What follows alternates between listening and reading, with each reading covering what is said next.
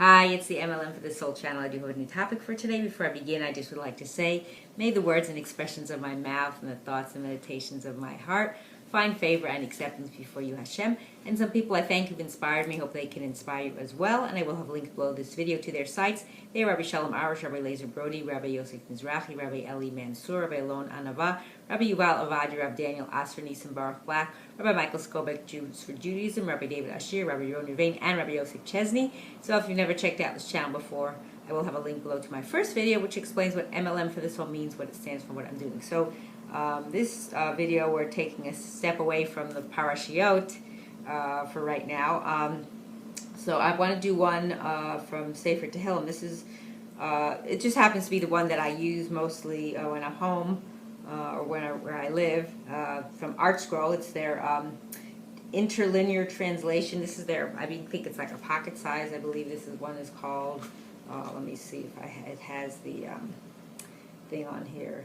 Doesn't say. I think it's called a pocket size, and it's the Schottenstein edition. It's got a lot of tape on it because it's been well used. So, and I will link below to Art School so you can check out what they offer. So this is going to be on a specific perek or chapter, and I call this "Prepare for the World to Come," and it's something that we all need to do. So this one gives us a little guidance, and it is perek. I find it here, the one that I'm looking for. I know which one it is, I just have to get to it. Okay, so it is Perek Memtet, or 49. So the title, it says, and just to show you what the interlinear is, in case you never knew, is what they do is they have the English words underneath, and they have these arrows to follow along so you can read the English. What I do, and I don't call it reading, I call it studying, because it is Torah, so you are studying it, and I say, and I always study it, so that I can hear it, because that's when it's considered a mitzvah, so you get credit for that. So what I usually do when I have the time is I read one pasuk, or study one pasuk, read one pasuk, but study it, and then read the English underneath and the commentary. So I'm just going to do that for this specific perek because it is interesting, and the heading is that man should use his sojourn on earth to enhance his spiritual development and prepare for the world to come. Hence the name title for this video, excuse me. So what I'm going to do to make it maybe go by, not take as long, is I'm going to read it through in Hebrew, partially, and if I see it's getting too long, maybe I will just skip that, and then read the English, and then talk about the commentary. So it starts Lamatseach V'nei Korach Mizmor, Shemuzo Kol Amim Hazinu Kol Yishvei Chalet, Gam B'nei Adam, Gam B'nei Ish, Yachad Ashir Ve'Evyom. Oh, and by the way, if you have a Tehillim, you can follow along. Pi Yedaber Chachmot V'Hagut Libi Tivunot, Atel Mashal Azni Aftach B'Chinar Chivati. Maybe I'll stop there, so it's kind of like by the page. So it starts for the conductor by the sons of Korach, a psalm.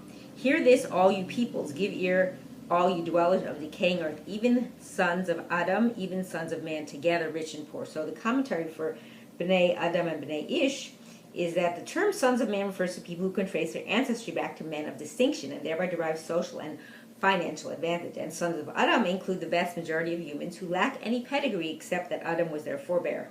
The message of this psalm is of equal importance to both. That's from Rav Hirsch. So, so that's part from that pasuk. That was pasuk Gimel. And also it says, when it says Yachad Ashir Ve'Evyon, together rich and poor, it's that people are infatuated by money. The rich want more, of course, and the poor thinks it will solve all their problems. That's from Or Olam, meaning, the rich never thinks they have enough, and then they actually stress over that too, and then the poor are trying to get more, but they don't realize that where they're at is also beneficial for them in certain ways. Okay, and continuing on, my mouth will speak wisdom, and the meditations of my heart are insightful. I will incline to the parable of my ear. I will solve with the harp my riddle. So when it says I will solve with the harp my riddle, through spiritually uplifting music, the psalmist, or the person who wrote the psalm, achieves the lifting of the soul that precedes the divine enlightenment needed to unravel the perplexing mysteries of life. That's from Abraham Chaim Fear. And they say that too, that if you're not in a pleasant mood, negative or not positive or not happy, that usually the Shekhinah, if you're someone who gets Nevuah or Ruach HaKodesh, the Shekhinah doesn't rest with you. So Like, for example, I know what Shaul would have David, before David was a Melech, play the harp for him, so it makes him feel good and feel happy. So, okay, continuing on. Excuse the noise in the background. I'll let that pass before I continue. Lama ira b'meira avon akeva yisubeni habotchim al chelam rov ashram yithalalu achlo fado yifte ish lo yitain leelokim kafro vayikar pidyon nafsham v'chadal leolam vayichi od lenetzach lo yireh hashachat ki yireh hachamim yamutu yachad kisil bavar yovedu v'azvu la'achrim chelam. So, why should I be fearful in days of evil, and the injunctions that I trod upon will surround me? So this is a really important pasuk because of the commentary. So when it says, why should I be fearful? So why should a person misuse his limited time in this world? It'll only cause him pain and anguish in days of evil. That means at the end of his sojourn in life, when he will have to give an accounting for the injunctions that he trod upon, which will surround him. So that's why you have to be aware of how you use your time now for your soul, for the benefit of the afterlife. And then when it says avon kevai, the injunctions that I trod upon, some sins are considered so minor that people seem to crush him underfoot because of his cavalier attitude towards such sins. A person may well feel dread as he approaches his time of judgment. That's according to Rashi. The psalmist emphasized that even the minor sins of good people can cause spiritual anguish. So we have to be aware that we shouldn't take things lightly. Okay, continuing on. Yet a brother cannot be redeemed in any way by a man. He cannot give to God his ransom. This is another key pasuk verse. So when he cannot give his ransom, it means that life and death are in Hashem's hand. No amount of money can redeem a soul that he's chosen to take us from Radak. Meaning, that's it. So do your due diligence, so to speak, now. And then when it says too costly is redemption of their soul, the pidyon nafsham, that the soul is precious beyond estimation. If man sullies it through his deeds, his money cannot set things aright. That's from Sifri. So the soul, we're chelek elokamimal. It's a part of Hashem. It's a piece of Hashem. So really, it's beyond any kind of price. So if we don't take care of it, we're going to have what to deal with later on. Okay, and then continuing on. Too costly is the redemption of their soul. Actually, that was the next pasuk. Sorry, I skipped ahead and read that. And unattainable forever, so I just said that. And then, can one live until eternity, never to see the pit? So when it says about, can one live to eternity, no one lives forever, no one is spared from the pit, which means the grave. Therefore, man should tend to the immortality of his soul. Very key pasuk from Radak. That's a commentary from Radak and Sforno, so yeah, we have to do that. Though he sees that wise men die, that together the foolish and boorish perish, and leave to others their possessions. Continuing on, Kirbam batemo li'olam mishkanotam l'dar v'dar. Karuvish motam ale adamot, vadam bi'kar bal yolin nimshal kabehimot nidmu. Zedar kam kesela mo bachreim b'fiyam yirtzu sela. Katzon lash'ol shatu mavet hir'ein v'yirdu va misharim la boker v'tzuram levalot sha'ol mizvulo. Achalohim yiften nafshi. Elokim, I should say. Miyad sha'ol ki yukacheni sela. I just say that when I'm not reading it, when I'm not studying it. So nevertheless, in their imagination, their houses are forever, their dwellings for generation after generation. They have proclaimed their names throughout the land. So it's kind of saying, and this is not commentary there, that meaning from what I was just reading is that now they think that, they're going to last forever, and we don't realize that this world is temporary.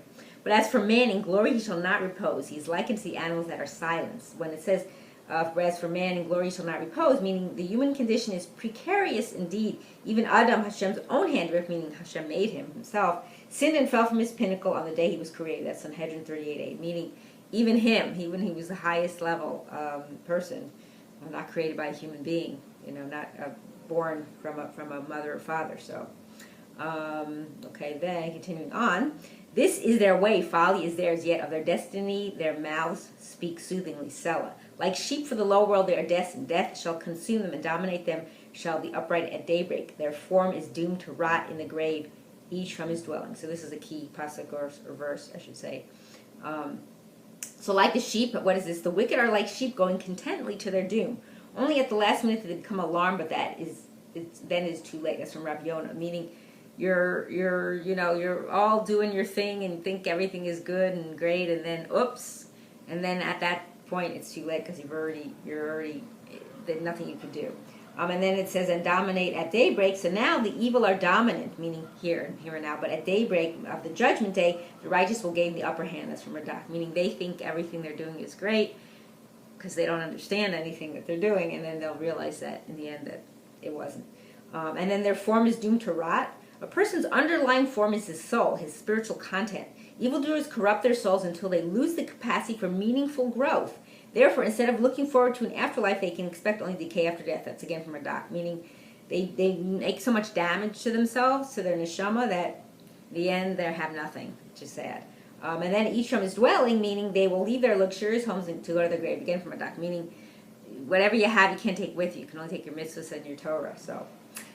But Hashem, or God, will redeem my soul from the hand of the lower world, for he will take me Selah. So when it says that, he will redeem my soul, having completed his observation regarding the doom facing the wicked, the psalmist now expresses his confidence and he can look forward to the splendor of the world to come. That's from Rashi. And I think that's from, that was B'nai Korach that wrote this one. So meaning that he sees what they're going to face, the ones that are wicked, but now he's confident because he sees how he lives. So, and then finishing up, we have a few more psukim here, verses. Al tira ki asher ish, ki yirbek kavod beito, ki lo v'moto yikach hakol, lo yired acharav kvodo, ki nafsho b'chayav yivarech, v'yoducha ki teitiv lach, tavo ador avotav ad netzach lo yired or, adam b'yakar v'lo yavin, nimshal ka behemot nidmu. So these last few verses are really key. So, fear not when a man becomes wealthy, when he increases the glory of his house. For nothing upon his death will he take at all. Descend not after him will his glory. This is very key. So when it says nothing at all, meaning none of his wealth will he take. Again, Radak saying that. So again, key. But we can't take that. We can only take our mitzvahs and our Torah. Though himself in his lifetime he may bless, others will praise you if you improve yourself. And again, another key sentence or verse. So, though himself in his lifetime he may bless, in life the rich preen themselves, confident that they are above criticism. But the way to gain the sincere praise of others is if you improve yourself. That's Rashi. So again, don't think that you're so great because you're rich and you have all these luxuries and people look at you and they give you, praise and all this kind of nonsense but it's really in the end that's not what is going to help you. You need to improve yourself, meaning correct your midos, your character traits, etc. It shall come to the generation of its fathers unto eternity, they shall not see light. So meaning the soul of the evildoer will have the same fate as the souls of its wicked ancestors. None of them will see the light of redemption. That's Rashi. Again, very key sentence. And the last sentence is really the topper of it all. Man is glorious, but if he understands not, he is likened to the animals that are without speech.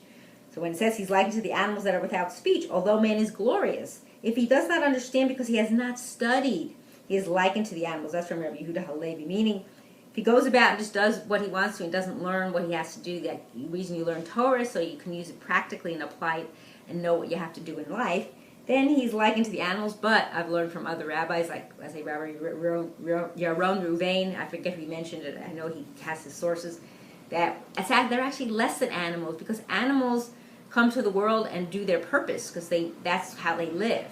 But a human being, us, both Jews and non-Jews, we have a higher purpose. So we have to learn what we have to do. And if we don't, then we're actually less than the animals because we're not doing what we came here to do. So I hope this parak, this chapter can kind of key you in and take it and really delve into it. And there may be other places that have more commentary on Tehillim, but I don't have any other books on Tehillim. But I just thought this was key, so now you know what you have to do, prepare the world to come, improve yourself. Don't rely on what you have here in this world because it's not going to get you anywhere, so do the right thing. And I hope and pray that we'll all merit to live and see the coming of Mashiach speedily in our days and rebuilding of our final and everlasting Beit HaMikdash. Amen, and thanks for watching.